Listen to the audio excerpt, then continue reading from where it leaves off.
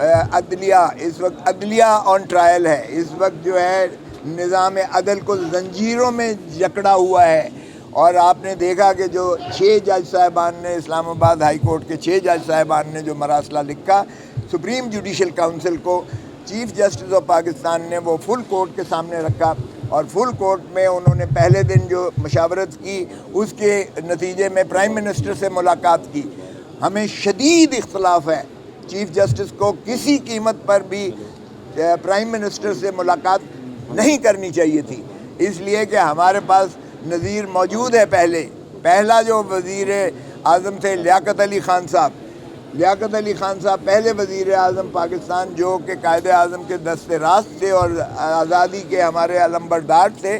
انہوں نے جب سر عبدالرشید پہلے chief justice of Pakistan Lahore میں آئے ہوئے تھے سرکٹ پر، تو لیاقت علی خان نے استدعا کی کہ میں آپ سے ملنا چاہتا ہوں۔ یعنی وزیر اعظم پاکستان، وہ مشرقی پاکستان اور مغربی پاکستان اس وقت ایک ہی ہوتا تھا، تو اتنے جید قسم کے وزیر اعظم نے استدعا کی کہ میں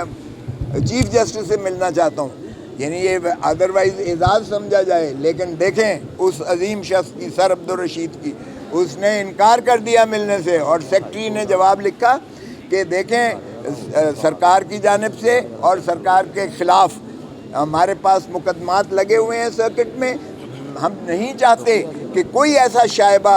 عوام کے اندر آئے کہ وزیر اعظم سے ملاقات کی وجہ سے مقدمات پر اثر اندازی ہوئی ہے، کسی سائل کا حق جو ہے وہ اس کے تابع آ گیا یا اس کے اثرات میں جو ہے اس کو نالش نہیں ملی ہے۔ سو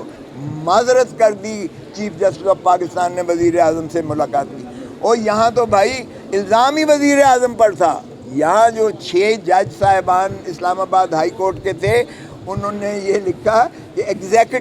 ایگزیکٹو اور اسٹیبلشمنٹ ہمارے عدالتی معاملات پر اثر انداز ہو رہی ہے، اور انہوں نے مثالیں بھی دیں۔ اور شوکت صدیقی صاحب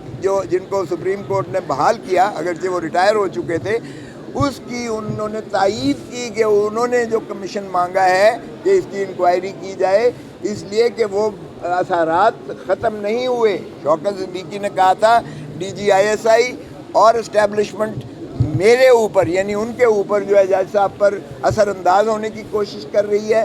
من پسند اپنی بینچز بناتی ہے، من پسند فیصلے یہاں سے لینے کی کوشش کرتی ہے، حاوی ہوتی ہے۔ اور یہ جب انہوں نے کہی تو بجائے اس کے کہ اس اسٹیبلشمنٹ کے خلاف کوئی کارروائی ہوتی، سپریم جوڈیشل کونسل نے الٹا ان کو چھٹی کروا دی، انہی کو جو ہے ڈسمس کروا دیا، جج صاحب کو جو اگلے چیف جسٹس بننے والے تھے۔ تو اب آگے جب قاضی فائز عیسیٰ صاحب چیف جسٹس نے ان کی وہ جو پٹیشن انہوں نے کر رکھی تھی اس کو ایکسیپٹ کر کے کہا کہ یہ بدنیتی تھی سپریم جوڈیشل کونسل کی، لفظ ذرا دیکھیں، بدنیتی تھی اور کورم نان جوڈس تھا، اس لیے ان کو بحال کیا جاتا ہے۔ لیکن چونکہ وہ ریٹائر ہو چکے تھے، باقی ان کی مراعات ملی اور وہ ریٹائرڈ جج تصور ہوں گے، ڈسمسڈ نہیں ہوں گے۔ لیکن انہوں نے، شوکت صدیقی نے کہا تھا کمیشن ہو اور اس پر ان کو قرار واقع سزا ہونی چاہیے جن لوگوں نے ایسی بھونڈی حرکات کر کے نظام عدل پر اثر انداز ہونے کی کوشش کی ہے۔ تو بجائے اس کے کہ ان پہ، تو اسلام آباد ہائی کورٹ کے جب ججز یہ نالش مانگ رہے ہیں کہ جی کریں، تو پھر مجھے بتائیں کہ وزیر اعظم تو چیف ایگزیکٹو ہوتا ہے، ایگزیکٹو پر الزام ہے اور چیف جسٹس ایگزیکٹو کے ہیڈ کو ملاقات کر کے اور اسے کمیشن کہہ رہا ہے بنا دو۔ تو کمیشن پر جو بنائی گئی ایک ہی سنگل ریٹائرڈ جج، اور ریٹائرڈ جج کی تو بھائی چپڑاسی بھی منہ پھیر لیتا ہے۔ ریٹائرڈ جج کی حیثیت کیا ہوتی ہے؟ وہ سٹنگ 6 ججز کے خلاف جو ہے کیسے انکوائری کرے گا؟ خیر میں اس میں اس لیے نہیں پڑھتا کیونکہ چیف جسٹس فارمر سابقہ چیف جسٹس جو ہے اپنا جیلانی صاحب نے، انہوں نے خود جو ہے انکار کرتے ہوئے انہوں نے بڑا خوبصورت لکھا۔ ایک تو انہوں نے کہا کہ یہ ایگزیکٹو کی ڈومین میں نہیں آتا کہ اس قسم کی کمیشن بنائے، اور دوسرا انہوں نے کہا یہ TORs بھی بدنیتی پر مبنی ہے، اور انہوں نے اپنا انکار کر دیا کہ یہ ججز ہی سپریم کورٹ کا اس کو بہتر طور پر دیکھ سکتے ہیں کیونکہ یہ سرونگ ججز کے بارے کی ایک شکایات ہیں، اور جو شکایات میں انہوں نے نظام عدل کے بارے میں لکھا ہے، اس کی تصحیح اور اس کا جو ہے تدارک کرنا، یہ جوڈیشری ہی کے اپنے دائرے میں آتا ہے، لہذا جوڈیشری ہی اپنے ججز کو بھی تحفظ دے اور پاکستان کے 25 کروڑ عوام کو نظام عدل پر جو ہے ان کو آزادی، انڈیپینڈنس جو ہے آف دی جوڈیشری کو انشور کرے، کیونکہ یہ آئین کی روح وگرنہ مجروح ہو جاتی ہے اگر نظام عدل زنجیروں میں جکڑا جائے جس طرح سے کیا گیا ہے۔ اور ہمارے موقف کی، یعنی پاکستان تحریک انصاف کے اور عمران خان کے موقف کی اس لیے تائید اور تقویت ملتی ہے کیونکہ ہم نے پہلے ہی کہا تھا کہ یہ فیصلے کوئی اور کر رہا ہے، کہیں اور سے ہو رہے ہیں۔ الیکشن سے ایک ہفتہ پہلے 3 مقدمات میں اوپر نیچے ان کو جو ہے جس طریقے سے بلڈوز کر کے سزائیں کی گئیں، وہ بھی ڈاکٹر تھی، انجینئر تھیں۔ یہ پولیٹیکل انجینئرنگ کب تک چلے گی؟ تو اس لیے میں سمجھتا ہوں کہ یہ بہت ہی سنگین مسئلہ ہے، اس پر میں سمجھتا ہوں قوم بھی یکجا ہے، اور یہ خوش آئند بات ہے کہ چیف جسٹس قاضی فائز عیسیٰ صاحب نے جو 29 کے لیے اگرچہ یہ دیری کر دی، تاریخ لمبی کر دی، لیکن انہوں نے یہ اندیا دیا ہے کہ فل کورٹ سنے گی، یعنی پورے ججز سنیں گے۔ مگر ایک اور چیز دیکھیں، یہاں ججز کو انصاف نہیں مل رہا ہے۔ آج آپ نے دیکھا سارے اخباروں میں بھرا ہوا ہے کہ چیف جسٹس جو ہے خیبر پختونخوا، وہ مراسلہ لکھ رہا ہے چیف جسٹس کو کہ میرے ساتھ زیادتی ہو رہی ہے۔ انہوں نے کہا 4 نشستیں خالی ہیں، 4 سیٹیں سپریم کورٹ کی اسامیاں خالی ہیں، اور افغان صاحب کو لے لیا گیا ہے، جبکہ میں دوسرے نمبر پر ہوں سینئر موسٹ میں، میرا نام تک جو ہے اس میں موجود نہیں ہے جو کنسیڈر ہو رہے ہیں۔ تو اگر آپ اپنے ججز کو بھی انصاف نہیں فراہم کرتے، اور انہوں نے کہا آپ نے اپنے صوبے سے آپ نے جج سپریم کورٹ لے لیا ہے، جبکہ ہماری محرومیاں بدستور قائم ہیں۔ سو میں توقع کرتا ہوں کہ نہ صرف اپنے ججز کو وہ انصاف فراہم کریں گے اور سپریم کورٹ میں باقی کی اسامیاں جو خالی ہیں وہ میرٹ پر لی جائیں گی، بلکہ یہ ہے کہ پاکستان کے نظام عدل کو بھی وہ ان زنجیروں سے چھٹکارا دلا کے پاکستان کی انڈیپینڈنس آف جوڈیشری کو وہ یقینی بنائیں گے اور آئین کی روح کو بحال کریں گے۔ جب سے یہ جو ہے آشکارا ہوا اور چیف جسٹس آف پاکستان نے جب اس ایشو کو لیا اور سارے پاکستان میں باروں نے بڑے سخت قراردادیں اور بڑا سخت اس کا مذمت کیا،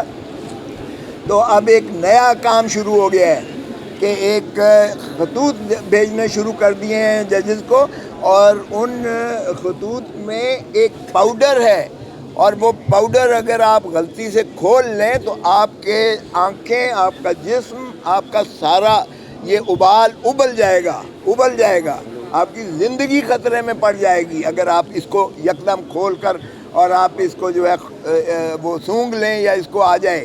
تو وہ تو اللہ کا شکر ہے کہ چونکہ پہلے چیف جج صاحبان خود نہیں یہ کھولتے، یہ ان کے پی اے اور سیکٹریز اور ان کا جو ہے اسٹاف کے پاس پہلے جاتا ہے، وہ اس کی جو ہے کھول کے دیکھتے ہیں اور اس کے بعد وہ پٹ اپ کرتے ہیں۔ تو یہ بر وقت جو ہے یہ ہو گیا، لیکن افسوسناک یہ بات ہے کہ کس نے بھیجے، کون بھیج رہا ہے، اس کا مقصد کیا ہے؟ کیا ججز کو مزید خائف کرنے کے لیے یہ کیا جا رہا ہے؟ کیا ججز کو انٹیمیڈیٹری ایک اور ٹیکٹک ہے جس کے ذریعے ججز کو یہ مرعوب کر کے جو ہے غلامی مسلط کرنے کی ایک کاوش ہے؟ اور پہلے ہی بھائی انسٹیٹیوشنل کیپچر ہو چکا ہے۔ خدا را اس ملک میں لوگوں کو سانس لینے دو، ججز کو اپنا جو ہے آزادانہ طور پر فیصلے کرنے دو۔ ہم یقینی بنائیں گے انڈیپینڈنس آف جوڈیشری انشاءاللہ۔ ہم پارلیمان کے اندر بھی اس کو جو ہے اجاگر کریں گے، پارلیمان کے باہر بھی اجاگر کریں گے، اور کالا کوٹ اس کا تحفظ کرے گا، اور کالا کوٹ اس پہ یکجا ہے، اور انشاءاللہ ہم سیسا پلائی دیوار بن کے انڈیپینڈنس آف جوڈیشری کو انشور کریں گے۔ آؤ بھائی مجھے بتاؤ، شوکت صدیقی نے یہ اجاگر کیا تھا نا، کیا اشر ہوا تھا؟ اسی کو نکال دیا تھا الٹا۔ یہ اب جب سپریم کورٹ نے یہ فیصلہ دیا، شوکت صدیقی کو بحال کیا، اس کے بعد ججوں نے یہ لکھا ہے۔ ظاہر ہے اس سے پہلے اگر وہ لکھتے تو ان کا حال بھی وہ شوکت صدیقی والا ہوتا، اس لیے کہ سپریم جوڈیشل کاؤنسل نے، جس میں چیف جسٹسز، 2 سینئر ججز اور 2 سینئر چیف جسٹسز، 5 ایک ادارے نے انہیں نکالا تھا، اور یہ فیصلہ دیا تھا کہ آپ ایجنسیز کے خلاف اس طرح سے پبلکلی بات نہ کریں، تو پھر یہ کیسے کر سکتے تھے؟ تو جب فیصلہ سپریم کورٹ نے دے دیا تو پھر تائید کرتے ہوئے انہوں نے سپریم کورٹ کے اس فیصلے کی